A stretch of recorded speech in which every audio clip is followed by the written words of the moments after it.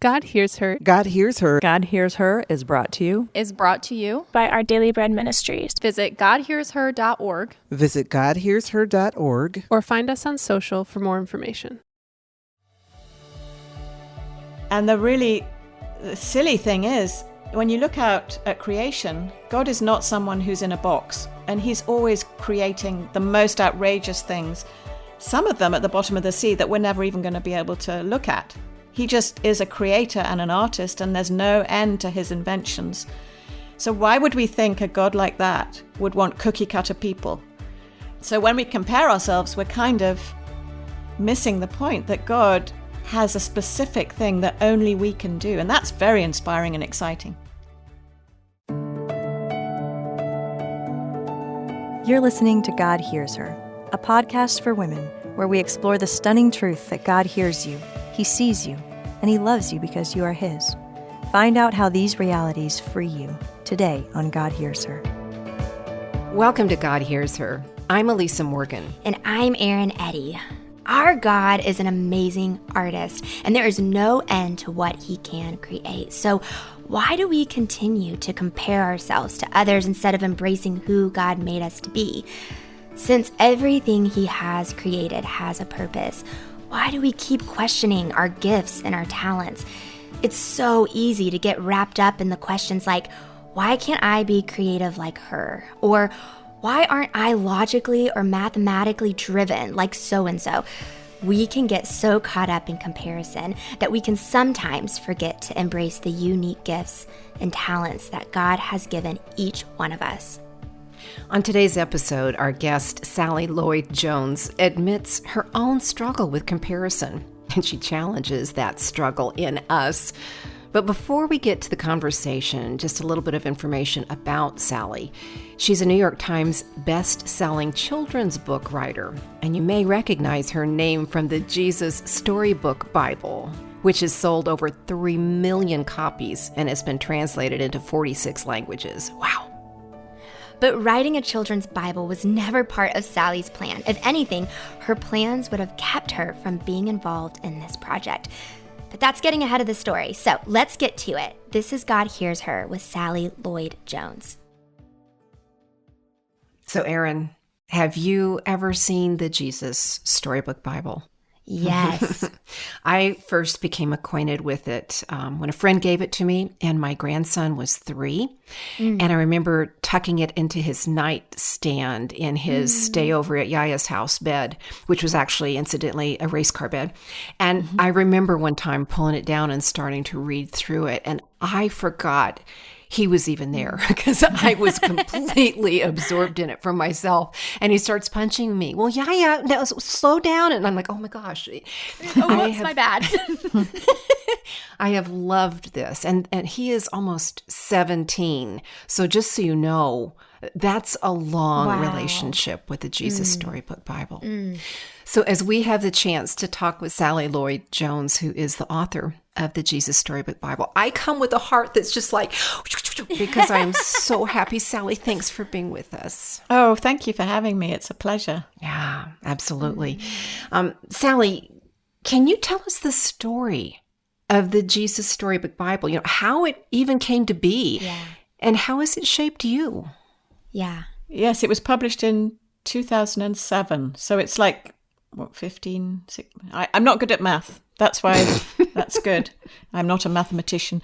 Yes, I would say the answer to that question is it sort of takes your whole life when you write a book. It's not just the time it takes to write it. It's what God sort of sowed in you from the very beginning. And this book in particular, I can trace back to when I was a little girl going to a Sunday school when I was about 6. And I have a memory, like a photograph in my head, of walking to Sunday school, holding my dad's hand, saying to myself, making a vow really, when I grow up, I'm never going to church ever again.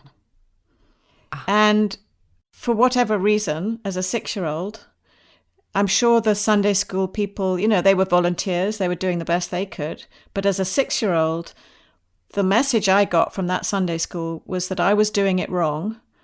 And it was like the worst of school on a Sunday. So what child wants to go and be told they're doing it wrong? And it was very, very much about following the rules so God will love you. That's what my 6-year-old brain told me. Whether or not that was really what was being told, I don't know. But I do know that I had become a Christian when I was 4. So I knew Jesus was my best friend. So the bizarre thing is, even though I knew Jesus was my best friend, and I probably would have got all the answers right if someone had asked me about Bible questions, I actually missed everything that the Bible was about. So I knew Jesus loved me, but I thought God really wasn't pleased with me, that he was this hard taskmaster, and I had to be good for him to love me, and I had to be like Daniel in the lion's den. And if I wasn't like Daniel in the lion's den, then I wasn't doing it right. So how could God love me? I was sure he couldn't. So no wonder I didn't want to go to church ever again. So really, that's a long answer to, I wanted that little 6-year-old to know what somehow I missed, what the Bible's all about. It's not about what we're supposed to do so God will love us. It's about how God loves us and what he did because he loved us. That's so beautiful, Sally. You said something really profound that I just loved, and I want you to repeat it again because you breezed past it so eloquently. You shared how writing a book is life's work. Like it was a journey to bring you to that point that God really unveiled more of what he wanted to show other people through you in your past journey. Will you share more a little bit about I feel like people listening, sometimes they think that the circumstances that they might be going through are just in these moments, but God has maybe refined them to this point in their life journey. Yes, I think I didn't always used to think that. I used to think, there's that wonderful saying, compare and despair. But I think when we're younger, especially, we're always comparing ourselves to other people. And the silly thing is, when you look out at creation, God is not someone who's in a box. And he's always creating the most outrageous things, some of them at the bottom of the sea that we're never even going to be able to look at. He just is a creator and an artist, and there's no end to his inventions. So why would we think a God like that would want cookie cutter people? And I think the real freedom, and this is something I've learned as a writer, one of my editors said to me, because I was worrying about, I'm not going to be able to write because like so-and-so. And they said, well, we already have so-and-so. We need you. Now that's wisdom from a writing perspective, but it's true of all of us that I know as a writer, I have to write what only I can write. That's not an arrogant thing. It's actually saying, I'm not going to be able to be as good as J.K. Rowling at what she's doing. J.K. Rowling is much better at being J.K. Rowling than I am. God has a different job for me. So when we compare ourselves, we're kind of missing the point that God has a specific thing that only we can do. And that's very inspiring and exciting. So freeing, Sally. I heard someone say one time that competition is repetition. And it's kind of what you were just saying, that we're just repeating somebody else's offering instead of bringing ours forth. Yes, and I think as women especially, we tend to underestimate what comes easily to us. So for instance, for me, there are things like I'm terrible at math. So I think that's, I could easily start thinking I better train myself so I can get better at maths. That would be a hopeless task, but I could be thinking that way. Fortunately, I don't do any of my own accounting because it would be dreadful. I'd be probably in prison because I'd have got it all wrong. But I relate to that. The point is we're not supposed to look at what we can't do. We're supposed to look at what God's given us to do. And sometimes the thing that comes easiest, like I have a friend who loves hospitality. So she adores cooking and having people in her home. She comes alive. I love having people, but I would be stressed out because that would cost me a lot because that's not necessarily my main gift. But she takes that for granted. She thinks everyone can do that because she can do it. And I think we tend to do that. So sometimes the thing where it's an ease for you, it doesn't mean you haven't worked hard to get to that ease. But when there's an ease in something and you're in the center of the stream of what God has for you, it's easy to sort of forget, not everyone can do that. That's a gift. Yeah. It's not everyone can do it just because you can do it. Yeah. Was there an experience, a moment, a time of transition for you that you began to understand this, that you began to step out of the shoulds and into who you really are? Well, I still struggle with the shoulds. Who doesn't? But I'm getting I'm getting more clear about, I could separate myself from these stories I'm telling myself. Because they're always the same stories, aren't they? Whatever we're saying to ourselves in our narrative in our head, it's usually just the same old siren song, whatever it is. Maybe it's, for me, it could be, you're not a good writer, you don't know what you're doing. Well, if you sit down to try and write something and that's going on in your head, you're not going to have a very nice time. So I could choose to say, there it goes again, that story I'm telling. And the minute I do that, I separate myself and I realize I'm not that story. That's just my brain telling me that. So I don't have to believe that. I believe God. And with the Jesus Storybook Bible, when I sat down to write, I had all of that going on. Plus, I had very holy people saying in my head, oh, no, you can't mess around with Scripture. If you mess around with Scripture, you're going to be, and whatever, fill in the blank.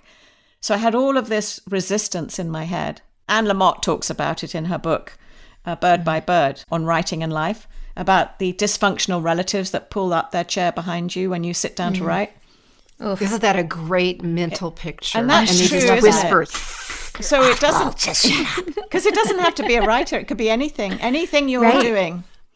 And I realized, okay, God, and this is what I'd say before I sat down. I'd go, God, I can't do this. This job is impossible. I can't do it. It's much too, you've got me into this mess. Yeah. So you better do it. So unless you do it, it won't get done. So you better do it. So now I'm going to write.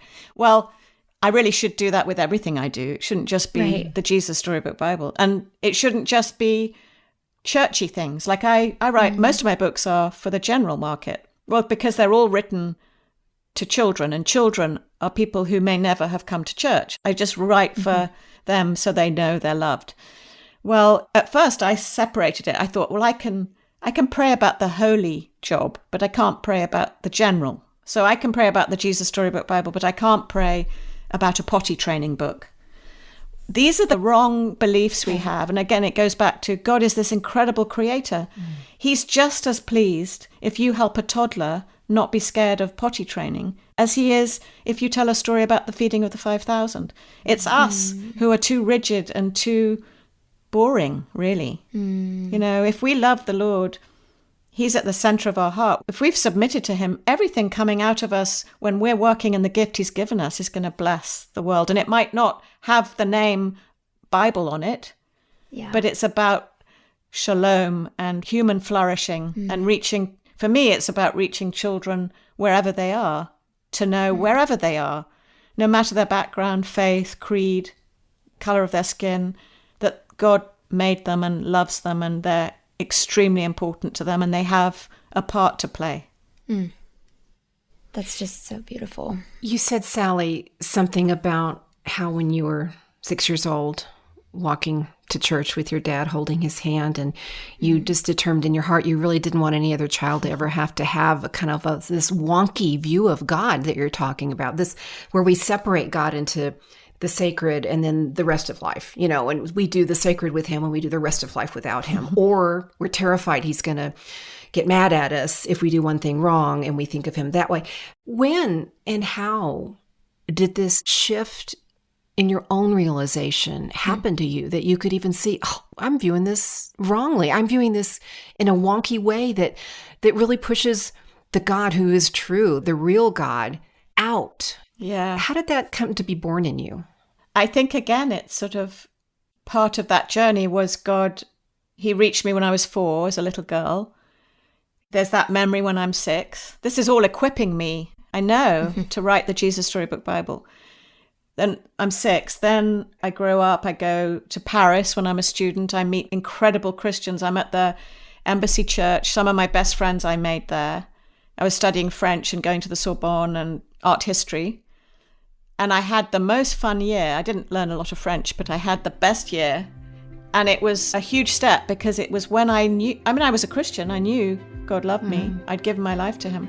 But I still was keeping my options open because I still thought God was out to get me. I think we all tend to think that. We have to really fight against it because it's ultimately the first temptation the enemy whispers. Is God really good? Is what he's really saying in the garden, in the serpent. Like, isn't he holding out on you? Isn't he really not wanting you to be happy? That's the siren song of the enemy. So I was in Paris, and it was during that time that I thought, well, I either stay on the fence, keeping my options open, or I go for it, you know. And when we come back, Sally will admit to a few things and people that nearly kept her from committing fully to Jesus, and why she decided to go for it. That's coming up on God Hears Her. Thank you for listening to this God Hears Her podcast. Elisa and I love sharing this space with you, and we want to invite you to become an even bigger part of our God Hears Her community by signing up for our weekly email newsletters. We'll keep you updated on new podcasts, encouraging blog posts, exciting new products, and so much more. Just go to godhearsher.org and sign up today. That's godhearsher.org. Now back to the show. Welcome back to God Hears Her. I'm Eryn Eddy. And I'm Elisa Morgan. And in just a minute, we will hear from Sally Lloyd-Jones on how the Jesus Storybook Bible came to be and how God used that journey to transform Sally's faith. But before we do, just a quick reminder that the show notes are available in the podcast description. The show notes not only contain the talking points for today's episode, but also include a link to a free resource. It's an e-booklet titled Comparison, the Thief of Joy. And this free download can help us understand how comparison can leave us depressed and anxious, and how overcoming that habit and discovering joy can fuel gratitude and service and a thriving connection with God.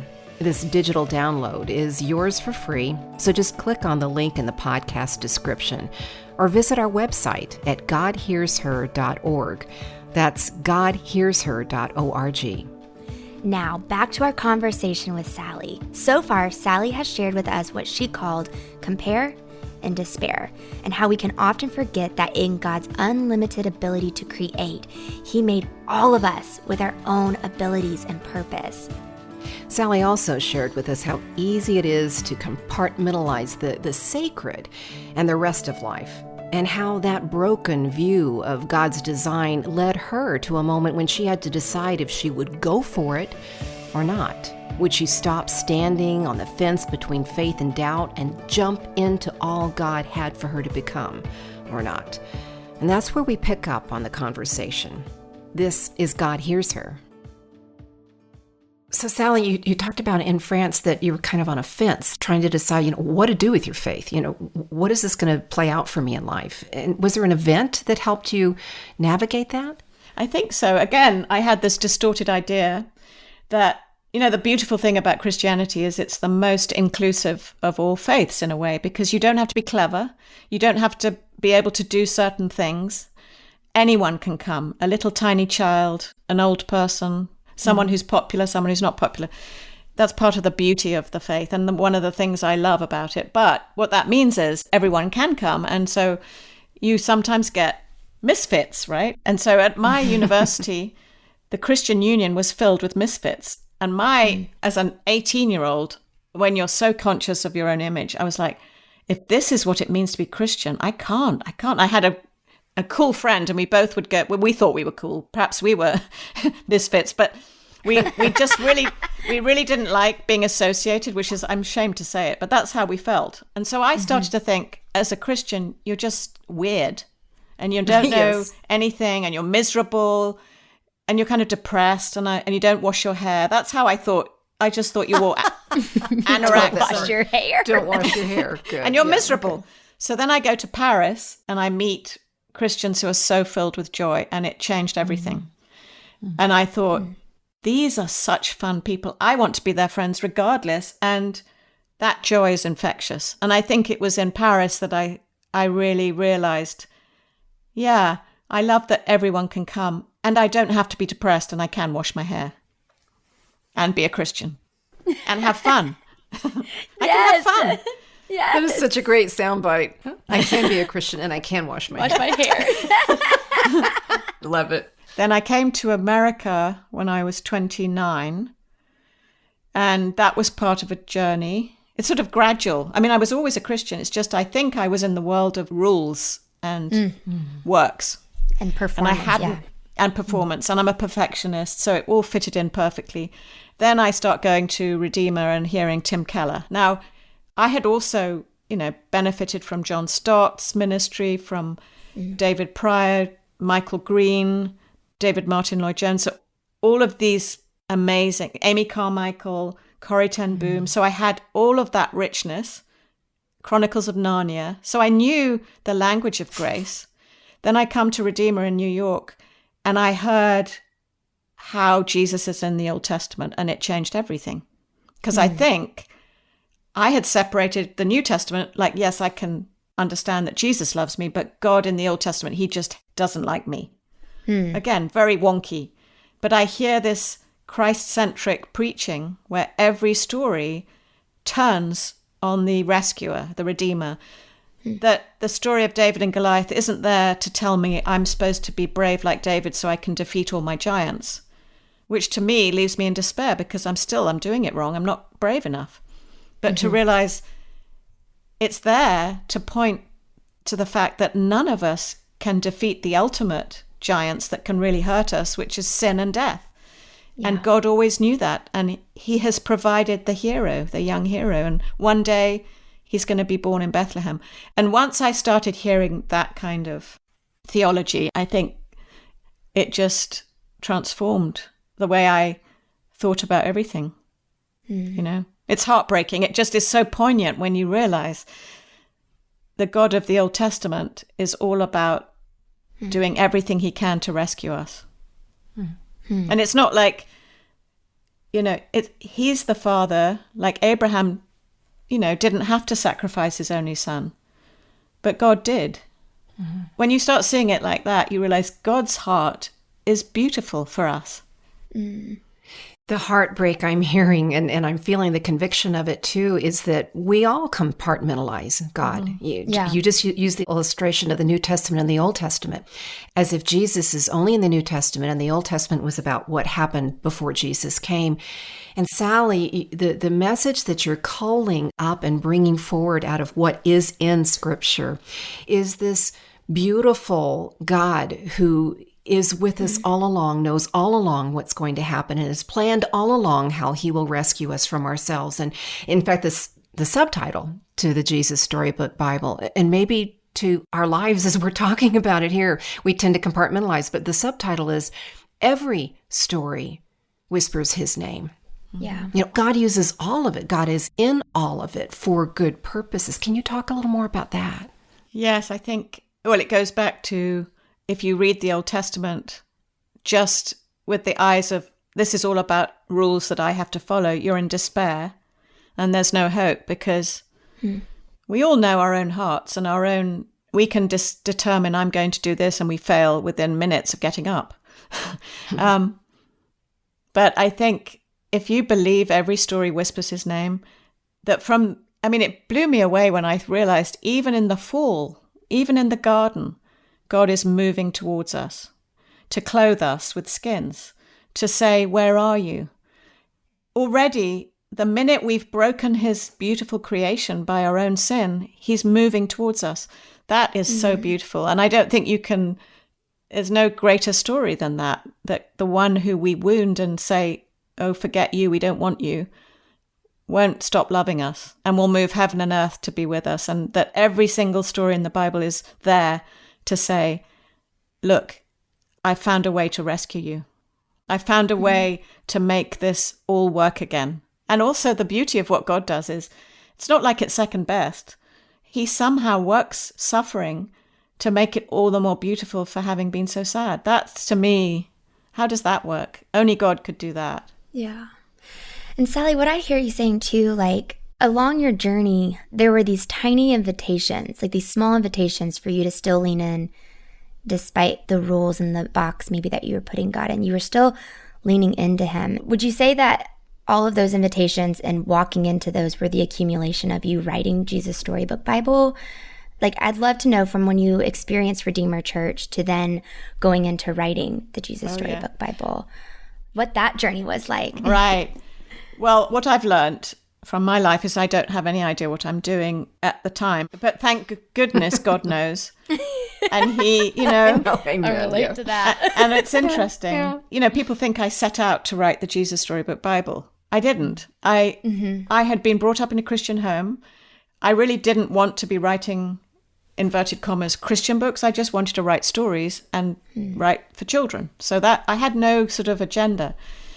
And I was working in publishing because I didn't believe I could write, because of a lot to do with what was in my head telling me. But I thought, well, if I can't write my own books, at least I could work on other people's. So then I got a job sort of on the wrong side of the desk, but not really. God was in charge. But I was an editor. And I'm working in publishing, and then I get laid off. And I had no income. I had no savings. Well, I had some savings, not very much. Apartment in New York, and it felt like a dead end. I look back now, and that was my promotion. You know how Joseph goes down into the dungeon? And that's really his promotion. That's his pathway to becoming the Prince of Egypt. He couldn't become the prince without going to the dungeon. Well, when I lost the job, I now look back and I'm just in awe of what God was doing. It didn't look like that. It looked like I was losing out. I was working for Reader's Digest. That was a huge corporation, and I was just this one freelancer person with no work. So that was in 2000. So if you had to bet, you would have bet on the big, huge corporation, wouldn't you?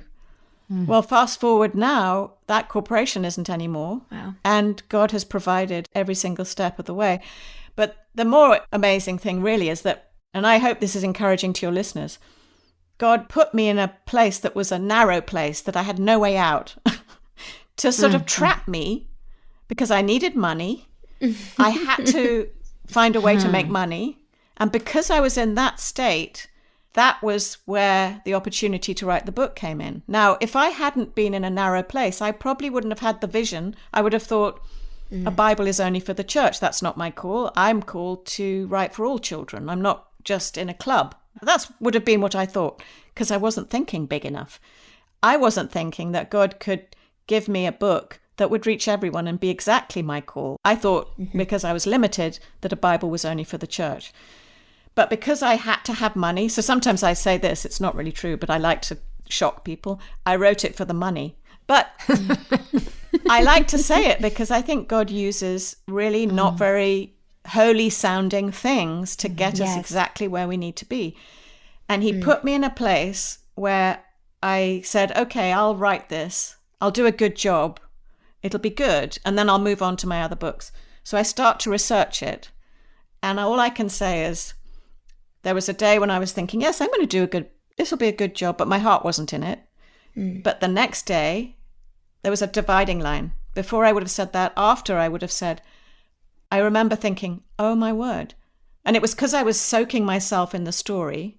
I was researching all the connections of Genesis all the way through to the end of the book and how it all connects. And I started to see the big story. And I thought, oh my word, if I gave this everything, this would be amazing. What if C.S. Lewis was writing a book like this? What would he do?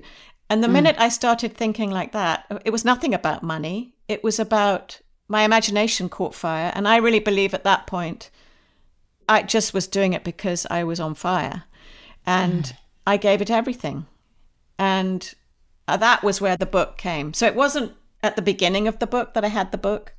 I was just following the clues because I needed money. But God used that to give me the book he wanted me to write. And once he did that, then I was like a tiger. I wouldn't settle for bad art. I wouldn't settle for bad design. And I had to stand up for that. And that was very hard because I'm a people pleaser.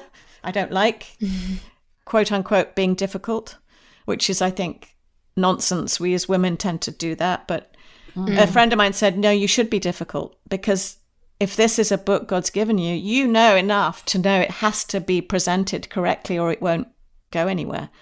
And you know, Jesus Storybook Bible is a picture. It has pictures. So unless the pictures are right, the pictures are like the front door of your book. If they're not right, no one will even read your text. So it was a long journey. It wasn't easy. It was probably the hardest thing I've ever done. But I am so grateful God pursued me, bore with me, didn't mind my terrible motivation at the start. I think maybe, I don't think he's shocked by that. He knows we have to make money and we're just sheep. So... And, you know, he honored that prayer when I said, Lord, when I thought about how huge a responsibility. And I said to him, you've got me into this mess. I can't do it. You've got to do it. So unless you do it, it won't get done. I kind of love that prayer because it's sort of throwing it all on him. Yeah, there's relief in that prayer because we're just not strong enough to carry the types of adversity that we experience. And that's what I just love about your story is that your adversity brought you to a place of opportunity, even if the adversity was, I have zero money in my bank account and I have no idea how I'm going to eat. Right. I just love what you said about how the promotion was in the dungeon. Like, that is so powerful because I think sometimes when we are in the dungeon, we think that this is punishment instead of promotion. Yes. And we think that we should be, like, we should stay in the dungeon and that there is no opportunity for purpose anymore because this is painful or because this is hard or the adversity is just feels heavy on our chest. And I just love that you were able to see it as an opportunity. And I just love your honesty about how you're like, I needed money. Like that's just so, that is so true. There have been so many moments in my life where I'm like, I have been so broke and just like, Lord, like I felt like it was punishment, for mistakes I made or maybe the choices that I should have made. Like we talked about should earlier, like choices that I should have made and I didn't. And this is where I'm at and thinking that, God, are you going to show up in this? And he just does it in the most unconventional ways. I know. And I would love to get to the point where when things go wrong, my first reaction wouldn't be panic, but it might be, oh, I wonder what God's up to. Because if you look back on your life, you can see it, but it's very hard in the moment. And God, he understands that. But I love the idea that maybe, like in this time that we're all in, so many people are suffering terrible tragedies and grief. And, I feel very grateful. I'm in a place that I'm safe and I can work and I'm so grateful. And I'm very conscious other people are not privileged like that right now. They're suffering and it's very hard when you're in the middle of all that to know that underneath it all, like in Joseph's story, God is working everything together to turn everything around. It doesn't mean the thing is good, but he will bring good. He won't let the enemy have the last word, and he won't let death and sickness and destruction have the last word. Yeah. But it's hard in the middle of, but I think that's why we need each other. Because when you're in the middle of that, you can't necessarily see that, but you don't have to. You can be carried by your friends, like that paralytic who was carried to Jesus, and they broke down the roof to get to Jesus, but the paralytic was just lying there. Yeah.